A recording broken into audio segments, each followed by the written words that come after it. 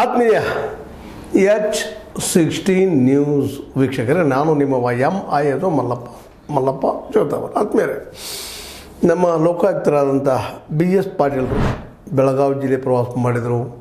ಅಧಿಕಾರಿಗಳೊಂದಿಗೆ ಮಾತಾಡಿದರು, ಭ್ರಷ್ಟಾಚಾರ ಬಂದ್ ಮಾಡ್ರಿ ಅಂತ ಹೇಳಿದರು, ಸೂಚನೆ ಕೊಟ್ಟರು, ಎಲ್ಲ ಮಾಡಿದರು.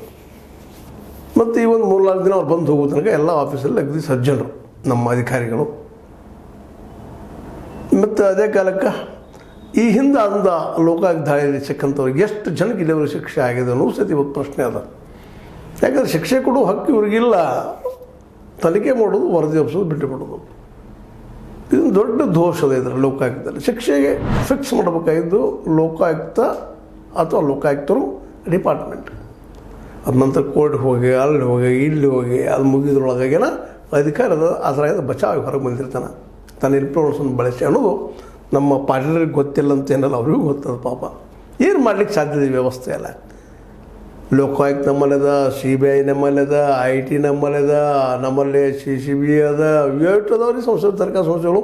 ಆದರೂ ಭ್ರಷ್ಟಾಚಾರ ಎಲ್ಲೂ ನಿಂತಿಲ್ಲ ಮತ್ತು ನಿಲ್ಲೂ ಸಾಧ್ಯನೂ ಇಲ್ಲ. ಅದಕ್ಕೆ ಅತ್ಯಂತ ಸ್ಪಷ್ಟ ಉದಾಹರಣೆ ಅಂದರೆ ಅನೈತಿಕ ಸಂಬಂಧ ರಾಜಕಾರಣಿಗಳು ಮತ್ತು ಅದು MLAಗಳು ಮತ್ತು ಅದು ಇನ್ನುಳಿದ MLCಗಳು ಮತ್ತು ಅದು ಯಾವುದೇ MPಗಳು ಮತ್ತು ರಾಜಕಾರಣಿಗಳು ಮತ್ತು ಅಧಿಕಾರಿಗಳ ಮಧ್ಯದಲ್ಲಿದ್ದಂಥ ಒಂದು ಅನೈತಿಕ ಸಂಬಂಧ. ಇಬ್ಬರು ಕೂಡ ದುಡ್ಡು ಹೊಡಿತಾರೆ ಅದ್ರಾಗ. ಇವತ್ತು ನೋಡ್ರಿ, ಒಂದು ಯಾವುದೇ ತಾಲೂಕು ತೊಗೊಳ್ರಿ, ಎಲ್ಲ PSI ಅನ್ನೋದು ತೊಗೊಳ್ಬೇಕಾಗಿರ್ತದೆ. ಅವು PSI ಅನ್ನೋ ಪೋಸ್ಟ್ ಅದು. ಆ ಪೋಸ್ಟ್ಗೆ ನಾವು ಬೇಕಾಂತರ ತರಿಸ್ತಾ ಇರ್ತಾರೆ ಎಲ್ಲ MLAಗಳು, ಒಬ್ಬರದಲ್ಲ. ಅಂದಾಗ ಆ ಬಂದ ವ್ಯಕ್ತಿ MLAಗೆ ವಿಧಿಯರಾಗಿರ್ಬೇಕಾಗ್ತದೆ. ಯಾವುದೋ ಇವನ್ PSI ಆಗಿರ್ಬೋದು, CPI ಆಗಿರ್ಬೋದು, ಅಥವಾ ಇದು ಪೊಲೀಸ್ ಡಿಪಾರ್ಟ್ಮೆಂಟ್, ಅದು DYSP ಆಗಿರ್ಬೋದು.